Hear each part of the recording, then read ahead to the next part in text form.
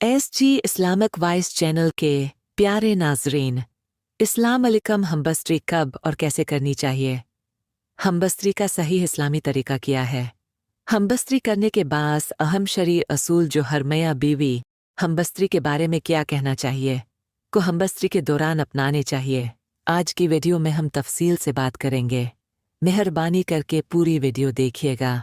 Channel पर नए दोस्त मेरे चैनल को सब्सक्राइब करें और वीडियो को लाइक करें। हमबस्त्री करना मर्द और औरत दोनों की फितरी और जिस्मानी ज़रूरत है। कुदरत ने इंसानी नस्ल की अफजाइश और जिनसी व जिस्मानी लज्जत हासिल करने के लिए मर्द और औरत का जोड़ा बनाया है। हमबस्त्री करना मियाँ बीवी के लिए न सिर्फ जायज़ अमल है, बल्कि बदकारी, जनाकारी और गैर मर्द व गैर औरत से बचने के लिए एक बड़ी ढाल भी है। लेकिन हमबस्त्री के बारे में इस्लामी और शराया असूलों से लालमी की वजह से बाद औक़ात लोग गुनाहों का इर्तिकाब कर बैठते हैं। इसीलिए हमबस्त्री के दौरान इन बात, शराया और तबी असूलों को मद्देनज़र रखना ज़रूरी है।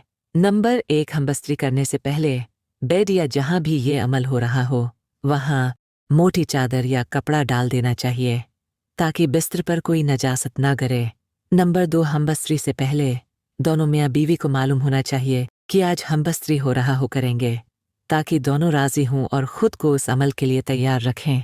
नंबर 3, हमबस्त्री से पहले गसल कर लेना बेहतर है ताकि जिस्म की बदबू और पसीने की बू ख़त्म हो जाए और हमबस्त्री का लुत्फ़ ख़राब न हो।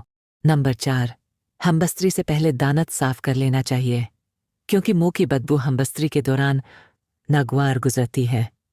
नंबर 5, हमबस्त्री के बाद सफाई के लिए 2 साफ कपड़े या टिश्यू अपने पास रखना बेहतर है ताकि फ़ौरन अपनी शर्मगाह को साफ किया जा सके।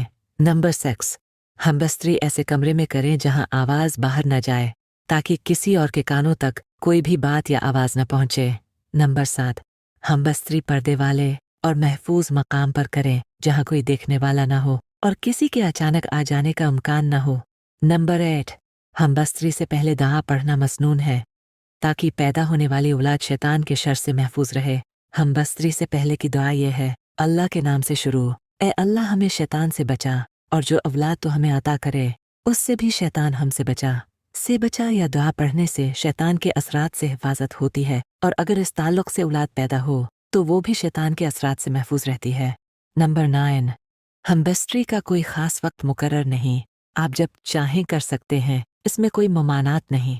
नंबर 10, बीवी से बोस व किनार करना, जिस्म को चूमना और शर्मगाह को देखना जायज़ है, लेकिन हदीस में आता है कि शर्मगाहों को देखने से परहेज़ करना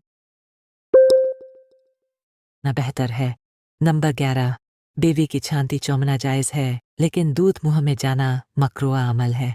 नंबर 12, बीवी का मुकम्मल नंगा होकर हमबस्त्री करना जायज़ है, मगर कोशिश करनी चाहिए कि मुकम्मल बेहोकर हमबस्त्री करना जायज़ है मगर कोशिश करनी चाहिए कि मुकम्मल बेहोकर हमबस्त्री करना जायज़ है मगर कोशिश करनी चाहिए कि मुकम्मल बेहोकर हमबस्त्री करना जायज़ है मगर कोशिश करनी चाहिए कि मुकम्मल बेहोकर हमबस्त्री करना जायज़ है मगर कोशिश करनी चाहिए कि मुकम्मल बेहोकर हमबस्त्री करना जायज़ है मगर कोशिश करनी चाहिए कि मुकम्मल बेहोकर हमबस्त्री करना जायज़ है मगर कोशिश करनी चाहिए कि मुकम्मल बेहोकर हमबस्त्री करना जायज़ है मगर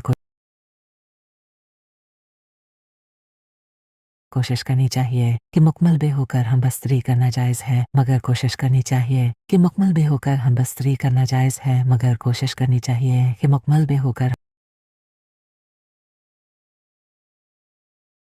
राज़ी ना हो तो ज़बरदस्ती ना करें, ख़ास तौर पर अगर वो बीमार हो या किसी शरीय अदर की वजह से ग्रीस कर रही हो। नंबर 14, हमबस्त्री बीवी की अगली शर्मगाह में ही होनी चाहिए। नंबर के दिनों में, एतकाफ़ के दौरान, इहराम की हालत में, हज या उम्रा के दौरान। नंबर 19, मर्द को चाहिए कि बीवी के फारग होने तक इंतज़ार करे, वरना रिश्ते में दूरियां और नफ़रत पैदा हो सकती है। नंबर 20, मर्द के हुदू के दाखिल होते ही गसल वाजिब हो जाता है, चाहे मनी खारिज हो या ना हो। नंबर 21, हमबस्त्री की बातें किसी से शेयर करना बहाई है। हाँ, अगर किसी मसले का हल ना हो तो डॉक्टर या मुताल्लिका माहिर से पूछना जायज़ है। नंबर 22, हमबस्त्री के बाद फ़ौरन गस्ली जनाबत कर लेना बेहतर है, लेकिन अगर वक्ती तौर पर सिर्फ इस्तंजा कर लिया जाए तो कोई हरज नहीं। इस्लाम में पाकज़गी और तहरत को बहुत ज़्यादा अहमियत दी गई है और जनाबत यानी हमबस्त्री या एहतलाम के बाद की हालत से पाक होना भी दीन का एक अहम हिस्सा है। हमबस्त्री या अंजाल के बाद गिस्ली जनाबत फ़र्ज हो जाता है।